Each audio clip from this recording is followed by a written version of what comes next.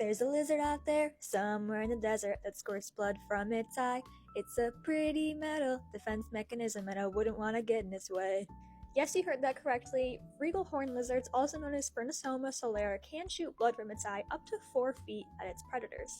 It does this by restricting the blood flow from leaving its head, and so it builds up pressure around the eye, and then it's able to squirt and aim for the eyes and the mouth of its predator. And they can do this multiple times to get rid of them. And it is irritating to both canine and feline predators, but it doesn't seem to bother the bird predators as much. We think that toxin that causes the irritation comes from the harvester ants that make up 90% of this lizard's diet. They eat about 2,500 in one meal. Regal horned lizards are quite sedentary. Most of the time you're going to find them like this, where there's just their head poking out of the sand, so their head basks in the sun and warms their blood, and through valves in their neck they can regulate that blood flow and move it to the rest of their body when it's warm enough.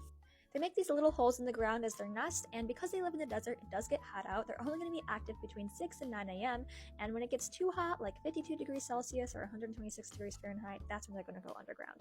They're quite small, they can fit in the palm of your hand, and they're also very flat, so if a predator tries to grab them, they can flatten themselves to the ground, and so it's really hard to get underneath them and pick them up.